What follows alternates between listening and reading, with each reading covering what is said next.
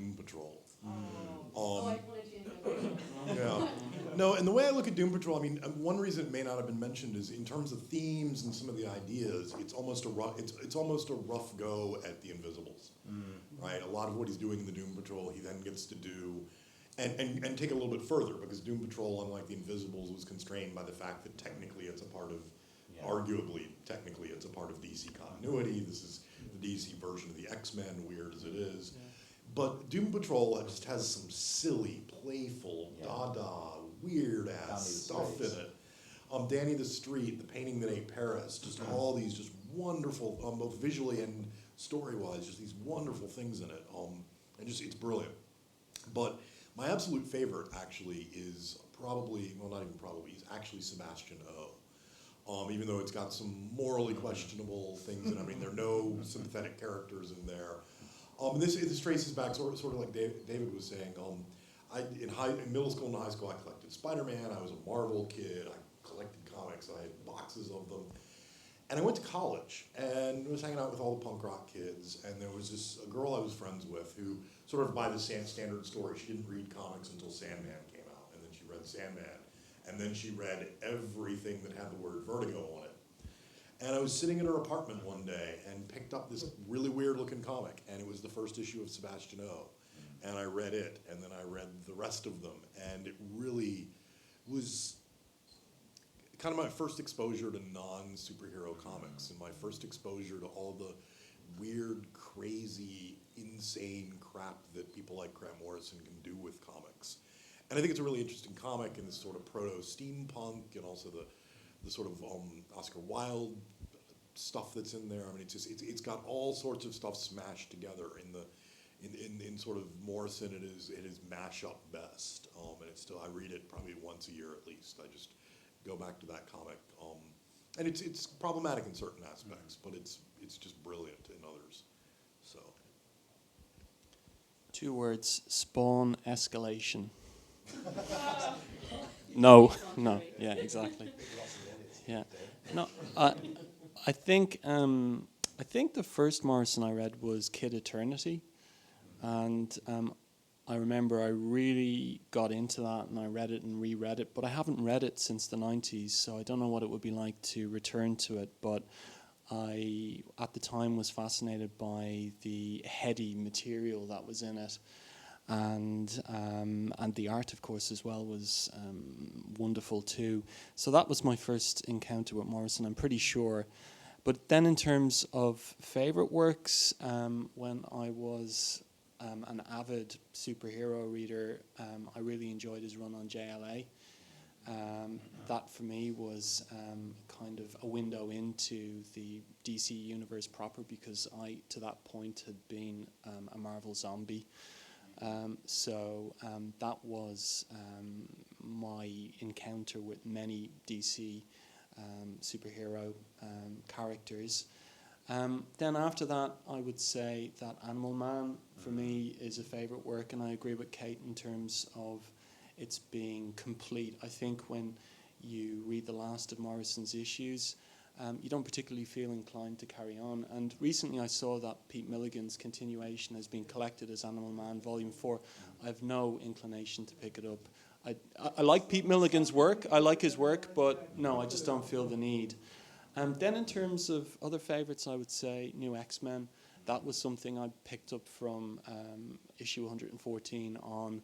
And I think in that case, what I enjoyed was seeing characters that I had made an investment in the early 90s reinvented and freshened up, and I could see that he'd done his homework in terms of reading Claremont and taking the best from Claremont and reconfiguring it intelligently and taking things forward. So I enjoyed that. But then if I had to say what my favorite work of Morrison's is, the one that I could take to the desert island, it would be All-Star Superman. And I think for me, what really makes Morrison shine is that collaboration with Frank Quietly. It's something special, and yeah, it's their most perfect synergy to date, I think. So that's the one I take with me. I think one more bit. Zenith. Zenith. Yeah. The British Grant Morrison, writing in 2000 AD, completely different form. It's weekly rather than monthly, and everything that's in these books is already in zenith. It is still messy, but there's a sensibility to it. There's a playing with pop culture. There's an engagement with distinctively British comic book archetypes, which is powerful and effective and moving for someone who grew up with those archetypes. It's just great fun, and the fact that you can't buy the damn book is a scandal. Is it a bit derivative, though, in terms of, it seems to me like that's the book where Morrison's going like, look at all the romantics I've read, and... There's a bit of it, but it has got one absolutely stunning moment, which is the guy who creates the metahumans is cursed with aging backwards.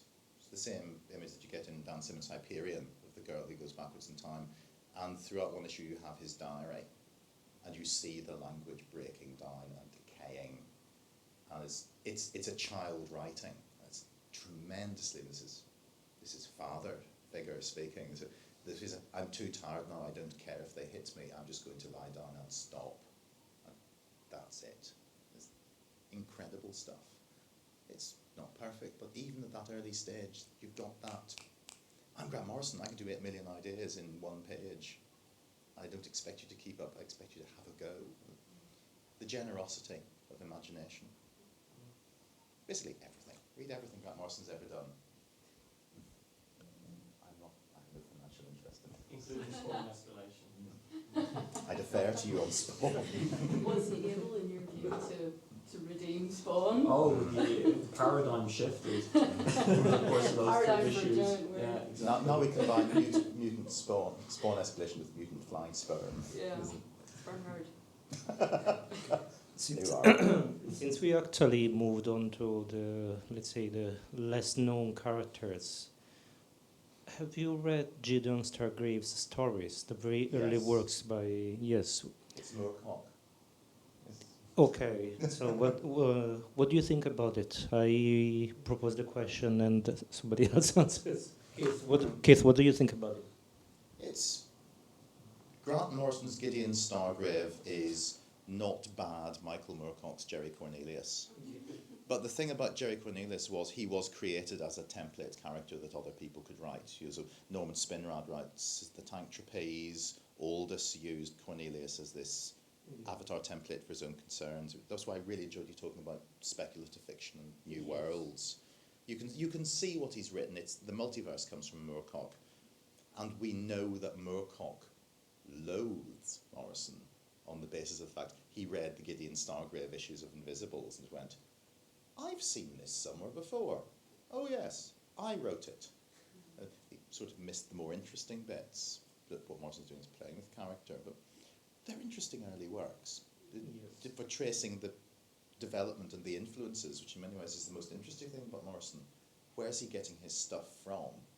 And then the really interesting bit is, what does he do to make it his? He makes his Superman, which is still totally indebted to Siegel and Schuster, as that wonderful image of this will change everything proves. Do you think Don Kingston is it real? I'm not it, so I can't. I'm stuck with it now. Yeah, thanks a lot. He will read Gideon Stargrave. Right now, while we watch.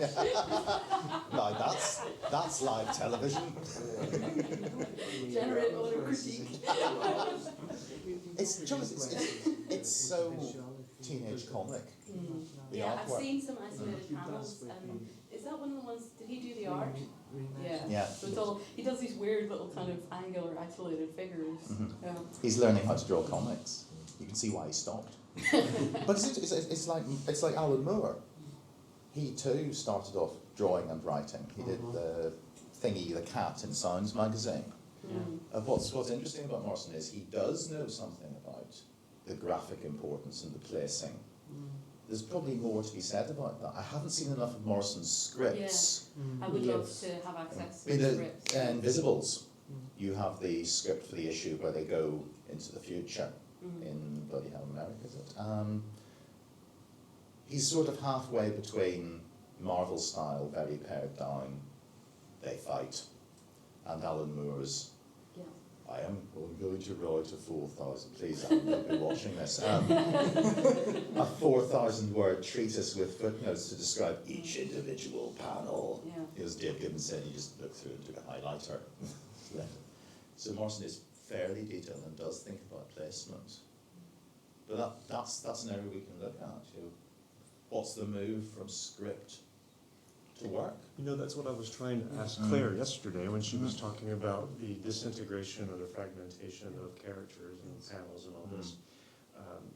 Because I don't know how Grant Morrison works. I don't know how specific he is, how much direction he gives his artists. And that, for me, is the collaboration with Frank Quitely, I think, on All-Star Superman speaks to an energy that is syncretic. It's synthetic. They work together and work off of each other. So I just wonder to what extent his artists have an influence on him. Well, that gets covered in Talking with Gods. Has anybody seen that documentary? Yeah. Patrick Meany's documentary, and in it you've got a range of Grant Morrison's, frequent collaborators speaking about process, and really a lot of them say that they have no contact with him once they get the script, and they shoot it back to him. He adds dialogue, whatever it may be. Sometimes things might change when they see it in print. But the one person who is singled out as having a more particular access to Morrison is Frank Quitely, that they do get together and talk and hash things out. And so I think that does actually show then, or, it makes sense that there is that synergy in their collaborations that may be lacking from some of the others. But even, I think Cameron Stewart was somebody who said that, he never talks to Morrison at all, and yet Cameron Stewart is an excellent collaborator too. Seems to have an intuitive grasp of maybe what Morrison's going for, or is very works with great complementarity for Morrison, because I find Cameron Stewart's interpretation of Morrison to really flow really well. So that's a nice synergy there as well. And as I said, Cameron seems to, or suggests in that documentary, he doesn't have very much contact with Morrison at all. I was just thinking that there's also another example of a script is the end of Seven Soldiers Deluxe. Does anybody have seen that? Because it seems like, I don't know whether the amount that he puts in the script, has gotten less over the years, whether, he's mastered the art of being concise, but it seems like his instructions there to J.H. Williams, is it? Yeah, are very kind of concise. Also, there's a volume, comic book writers on X-Men, where he's interviewed by Tom DeFalco, and it goes a little bit into his writing process, and I think there's an example of his script in there, or a page or two from it. So that's something that people could look to. You suddenly think of the sheer horrendous challenge of doing an adaptation of one of Morrison's scripts. It's like Artaud. That Artaud play, which has the stage direction, something like disembodied pieces of God fall about the stage. And it's, okay, how do I draw this? And I think that's why that section in Invisibles, the Westminster Abbey sequence, goes so badly awry, because what Morrison has in his head and in words is incredibly hard to visualize in a 2D image. Even if you were doing it in CGI, it's the pictures are better when you don't have pictures sometimes. But it is a visual textual medium.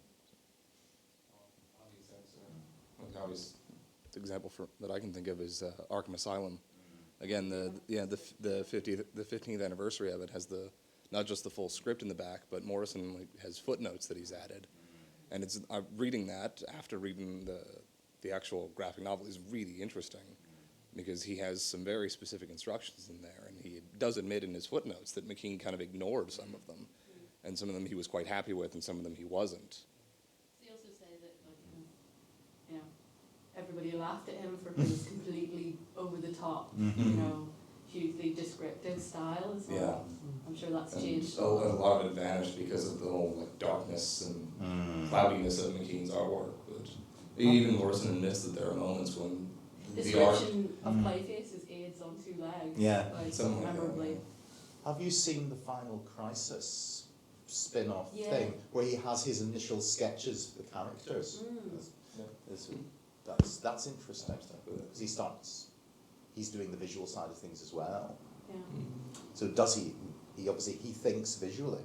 Yeah. In that documentary, Talking with Gods, you see him in his house, and he has these thick notebooks in which he doodles and draws and writes up notes. And we see in the documentary him flipping through one he'd filled while he was working on All-Star Superman or coming up with the concept, and you see all these different designs for the Superman shield and costumes and so on and so forth. So that would be a fairly rich resource for study if somebody could get their hands on that and go through it. And but suggest the academic worth of that material, and maybe that he might think of gifting it to this or that university in the future, perhaps.